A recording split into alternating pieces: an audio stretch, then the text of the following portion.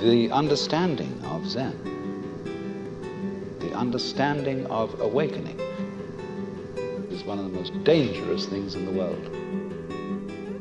And for a person who cannot contain it,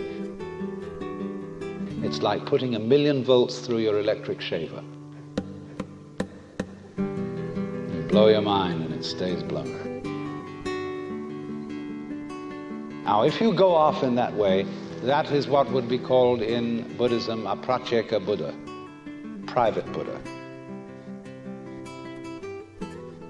He's one who goes off into the transcendental world and is never seen again.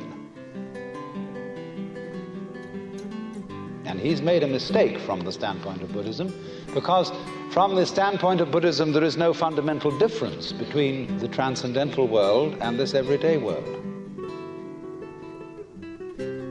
The Bodhisattva, you see, who doesn't go off into a nirvana and stay there forever and ever, but comes back and lives ordinary everyday life to help other beings to see through it too. He doesn't come back because he feels he has some sort of solemn duty to help mankind and all that kind of pious cant. He comes back because he sees the two worlds are the same. He sees all other beings as Buddhas.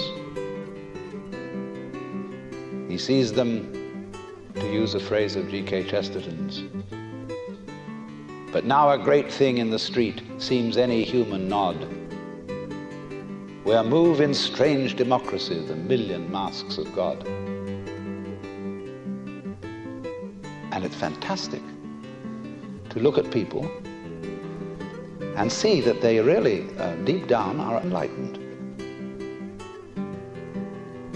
They're it. Their faces are the divine. And they look at you and say, "Oh no, but I'm not divine, I'm just ordinary little me."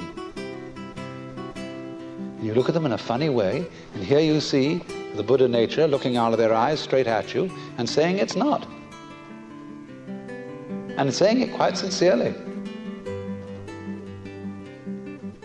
And that's why when you get up against a great guru, he has a funny look in his eye. When you say, "I have a problem, I'm mixed up and I don't understand," he looks at you in this queer way. And you think, "Oh dear me, he's reading my most secret thoughts. He's seeing all the awful things I am, all my cowardice, all my shortcomings." He's not doing anything of the kind. He isn't even interested in such things. He's looking at Shiva in you, saying, "My God, Shiva, won't you come off it?"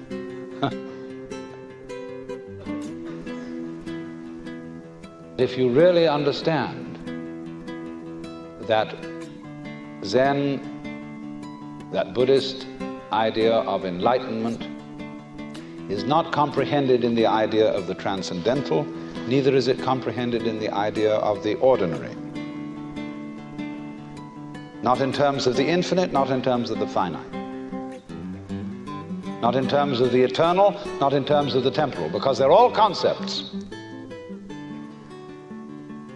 The most ordinary sights and sounds and smells, the texture of shadows on the floor in front of you, all these things without being named and saying, "That's a shadow, that's red, that's brown, that's somebody's foot."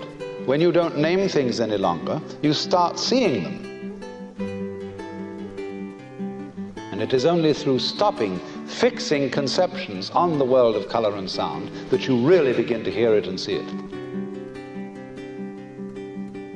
And as a matter of fact, far from being boring, the world, when looked at without chatter, becomes amazingly interesting.